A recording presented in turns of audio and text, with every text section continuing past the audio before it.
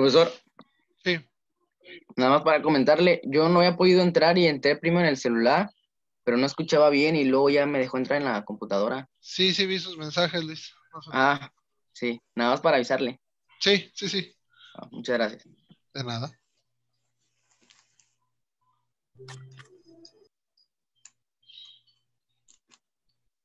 Ahí vamos nuevamente en línea.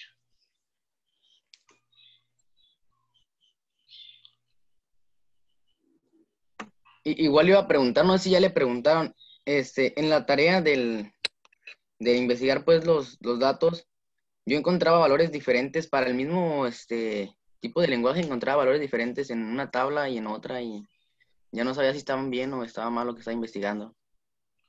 ¿Dónde veía las tablas? ¿En algún libro o en alguna página? Ah, perdón. Todo lo busqué en digital, pero Ajá. Pero este, en digital puede buscarlo en libros digitales, que hay varios, como los Deitel and Deitel, ajá, y o puede buscarlos en páginas diversas, de las cuales tu información puede o no ser fidedigna. ¿Sale? Hay que ok, aprender a buscar de manera digital. ¿Sale? ajá, Regularmente, por ejemplo, un artículo lo pone una página y se van a dar cuenta que la misma información la copia en 5 páginas más. Y de esa le copió otra y le cambia poquito, pero viene a ser casi el mismo texto. ¿Sale? Eso es lo que pasa comúnmente ahorita en Internet, que una información se propaga sin verificar que sea correcta o no. Hay muchos libros en línea, ¿sale? Muchísimos libros en línea que ustedes ya pueden descargar. Es más tedioso buscar información ahí, sí, porque es un PDF y tienen que irse al índice y tienen que irse a la página donde más o menos dice que está la información y ponerse a leer a ver si realmente está ahí. En cambio, en una página, pues es mucho más sencillo. Simple y sencillamente abro la página, ahí está la información, copio y pego, ¿sale? Entonces, la información más fidedigna la van a encontrar en libros. Está bien, ahorita no hay bibliotecas, no está la biblioteca del TEC abierta, bueno, sí está, pero pues no es prudente ir. Entonces hay que irse haciendo de un acervo de libros digitales que puedan descargar. Hay muchas páginas donde hay muchos libros de computación que se pueden descargar. Una de ellas es Open Libra. ¿Sí? Libra, Open Libra, así como Open tal como Libra, se escucha. así como se escucha. Igual les mando una impresión de pantalla al grupo al ratito, cuando acabemos Ah, la ok, clase, para no entretenernos, y para que lo puedan checar. ok, muchas Hay gracias. varias, tengo por ahí varias guardadas, se las voy a reenviar los links para que de ahí puedan descargar varios libros. Igual les Sí, recomiendo algunos por libros favor, que para tengan. encontrar pues la información y ver que sentir un poco más de seguridad Ujú. al anotarla. Más que nada, el ejercicio era que ustedes se dieran cuenta que muchos de los lenguajes les va a cambiar un poquito el tamaño a lo mejor, sobre todo si son lenguajes que ya están enfocados a procesadores de 64 bytes o de 32 bytes. Casi todas las computadoras hoy en día, a menos que sea una computadora que ustedes tienen de hace 4, 5, 6 años, con un procesador de tipo Celeron, por ejemplo, van a ser máquinas de 32 bytes. El tamaño de palabras es de 32 bytes.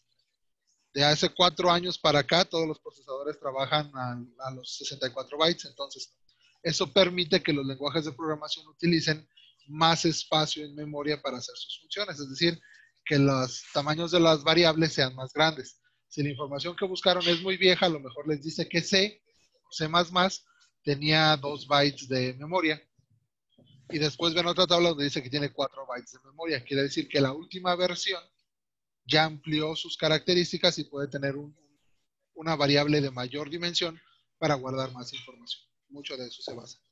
Pero lo importante es que ustedes se dieran cuenta que en todos los lenguajes, sea el lenguaje que sea, existen los mismos tipos de datos y se van a manejar igual. Si yo necesito un entero, va a ser una variable numérica que está en la recta numérica de tipo entera, sin punto decimal, en Java, en C, en Python, en Visual Basic, en MATLAB, en Fortran, en COBOL, en lo que ustedes quieran y gusten. ¿Sí? Hasta en Access de Microsoft, la base de datos. ¿Sale? Y hablando entonces en lo que nos quedamos, los lenguajes de más alto nivel como Python y la última versión de Visual Basic, por ejemplo, tienen esta cosa que se va a conocer como tipado dinámico. ¿Qué quiere decir? Tu usuario ya no te preocupes en definirme una variable de un tipo de dato. Ya no tienes que decir en un inicio, la variable pi va a ser entera, la variable valor pi va a ser flotante. Tú declara una variable pi y asígnale algo. Pi igual a 3.1416. Yo como compilador me doy cuenta que le estás asignando un punto flotante y la voy a manejar como punto flotante. ¿Sí? Tú di pi igual a entre comillas 3.1416. No me dices si es string, si es flotante, si es int, pero yo al ver que es un entrecomillado, la voy a utilizar como si fuera una cadena. Yo compilador entiendo, ¿sale? Cómo quiero manejar esa variable. ¿De acuerdo?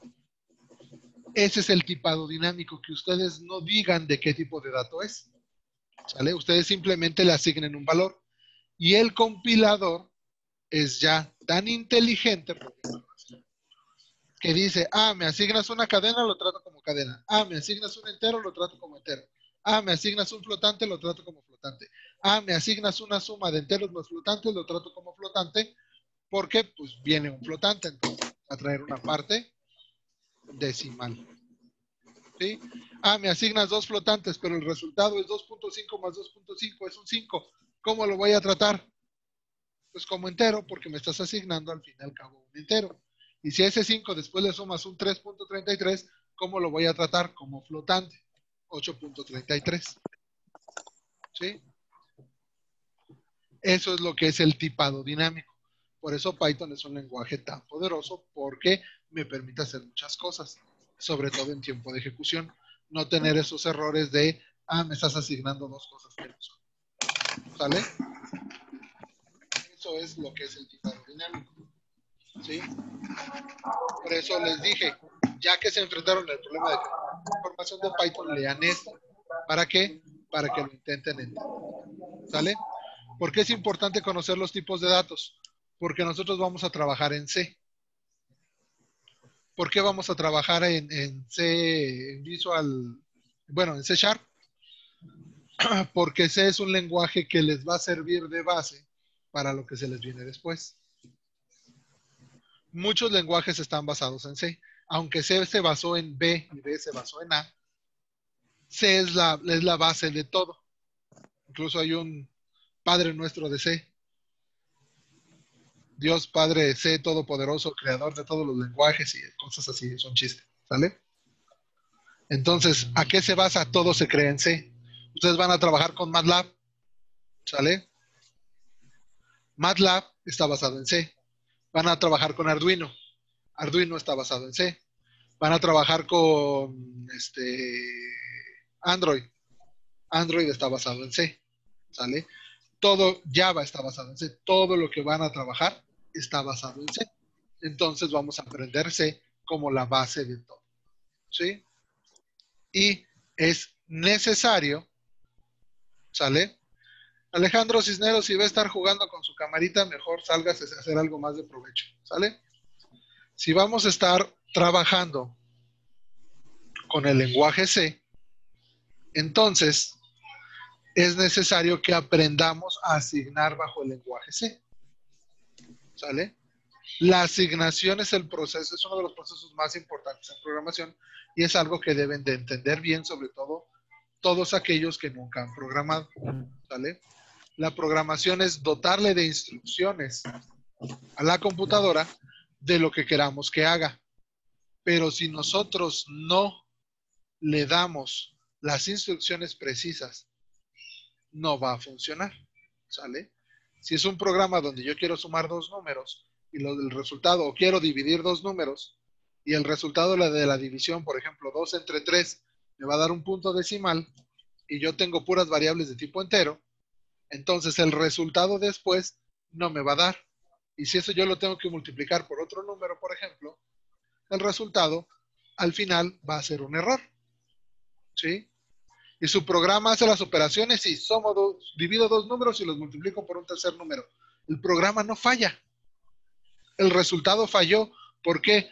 porque yo no le supe decir a la computadora cómo iba a procesar los datos con los que iba a trabajar. ¿Sale?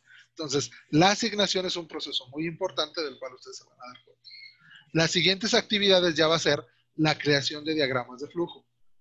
Les voy a compartir una lista de videos en YouTube, ¿sale? Esa no les va a avisar YouTube porque no es un video propio creado, son videos que ya han sido creados del manejo del PCI, ¿sale? ¿Es obligatorio que utilicen el PCI? No. Esta parte de diagramas de flujo lo pueden hacer en su libreta, siguiendo las instrucciones y mandármelo en una hoja de su libreta, no hay ningún problema. La actividad es válida. Si tienen computador y lo pueden hacer en el PCI, mejor, porque se van a ir acostumbrando a la generación de código a partir del diagrama. Si ustedes utilizan o utilizaron ya Raptor y se sienten cómodos utilizando Raptor, pueden utilizar Raptor. No tengo ningún problema. ¿Sale? La única situación aquí es que el Raptor después no les va a generar el código con el que vamos a trabajar a partir del PCI, pero tampoco hay mayor problema. ¿Sale? Entonces les voy a encargar que vean esos videos que les voy a compartir. Uno es la instalación del PCI y el otro es la creación del primer ejemplo de PCI. Y les voy a dejar un ejercicio para hacer un diagrama de flujo que me resuelva un problema que les voy a plantear. ¿Sale? Si tienen dudas al momento de la construcción, ya sea que volvamos a tener una sesión o me hagan la pregunta por WhatsApp, me lo pueden mandar incluso por audio de WhatsApp la pregunta, a lo mejor es más fácil expresarse, o también yo responderles por audio, es más fácil que lo entiendan a estar leyendo. ¿Sale? ¿Alguien me va a preguntar algo? ¿Quién fue? ¿Estaremos usando el Arduino Uno o el Mega? No vamos a usar Arduino. No, que yo sí tengo. Qué bueno, Daniel. Regularmente, o bueno, es una decisión que podríamos tomar como grupo, ¿sale? Regularmente, Sí. Dora se acordará, en esta clase los pongo a trabajar con Arduino, ¿sale? La última unidad. Pero es un proceso que los pongo a hacer en equipos. ¿Por qué? Porque más o menos la lista de materiales vienen a ser 1,200 pesos. Dividido entre 4 o 5 alumnos, pues la carga ya no es tanta. Pero como ahorita no lo pueden hacer en equipos, ponerlos a hacerlo de forma individual, pues sí es un costo bastante elevado, ¿sale? Para 5 o 6 prácticas que se van a realizar, ¿de acuerdo? Entonces yo no los quiero forzar a que hagan un gasto cuando muchos de ustedes a lo mejor no tienen la posibilidad de hacerlo de manera individual, ¿sale? Entonces por eso tomé la decisión de que vamos a trabajar sin Arduino, es decir, nos vamos a enfocar únicamente a C, a comprender el lenguaje y a entender la forma de resolver problemas de una manera correcta, más que de la aplicación en Arduino, que a veces es más tangible ver que un motor se mueva a través de una instrucción a que me haga una operación y me la presente en consola, ¿sale? Esa era la idea, pero pues el costo económico sí es algo elevado para que se absorba de manera individual. A no ser que ustedes digan, todos podemos con la inversión, adelante lo hacemos. Piénsenlo. ¿Y cómo sería mejor trabajar? Pues mire, lo he intentado de las dos maneras. Es que cada año me entran generaciones con menos conocimiento de cómputo. Entonces, hace la generación antes de Dora, la mitad sabía programar. Entonces me fue más fácil entrar a Arduino con la mitad sabiendo programar porque la otra mitad trabajaba con los que ya sabían. En su caso y a partir del diagnóstico me parece que 3 personas tenían alguna noción de programación, 3 a 4 personas. ¿Sale? Entonces es mucho más complejo que aprendan de manera no presencial a programar con Arduino, a hacer conexiones, a utilizar soldadura, etcétera, etcétera, cuando no se les puede estar indicando, ¿sale? Corren riesgos de que si no conectan bien algo, el Arduino se queme. Si compran un Arduino genérico, pues son 120, 130 pesos. Si compran un Arduino original, son de 300 a 500 pesos, lo que perderían en 3 segundos de conectar mal un cable. ¿sale? Entonces, siempre necesito yo estar verificando sus conexiones antes de que le den encender para cuidar su inversión, por decirlo así. Entonces, yo lo veo complejo. Complejo por la situación, complejo por la economía. Pero pues solamente ustedes conocen sus bolsillos y la capacidad de estos. Entonces, si ustedes quieren aprender Arduino y no todos pueden, podemos generar ya hacia el final del curso unas sesiones adicionales para trabajar con Arduino los que desean aprender con él. Eso significaría realizar una inversión como un tallercito adicional, ¿sale? A mí en la prepa me estuvieron enseñando más o menos a programar. Usted estuvo en el CONALEP, ¿verdad? Sí. Pero el resto no, ¿sale? Y es una inversión que puede ser costosa y que puede ser muy volátil. Es decir, que a la primera práctica queden su Arduino y ya valió todo. Entonces sí es un proceso complejo. Entonces por eso no pienso generarlo como una cuestión obligatoria del curso. Es más, ni siquiera como no obligatoria del curso. Pero si alguien tiene la inquietud de trabajar algo con Arduino, pues con mucho gusto se le asesorará. ¿Sale? Lo importante de este curso, que genera mucha reprobación, es el hecho de conceptualizar la programación como tal. Perderle el miedo e intentar conceptualizarlo, poderlo llevar a la práctica. Por eso es que este semestre, siendo virtual, nos vamos a ir mucho más tranquilos y muy puntualitos para que todos puedan aprender lo más posible. ¿Sale? Son las 12 y me parece que tienen alguna otra clase. ¿Tienen alguna otra duda? No, profe. Ok. Espero que les haya quedado un poquito más claro lo que vamos a trabajar. Vean por favor los videos y cualquier duda que tengan me avisan. En el transcurso del día les estaré compartiendo esa lista de reproducción. Muchísimas gracias, profesor. ¿Vale? Pues nos Gracias, vemos, profe. muchachos. Cuídense. Gracias, Sigan profe. echando ganas. Sale, luego. profe, gracias. Buenas tardes. Hasta luego. Bye. Buen día. Muchas gracias.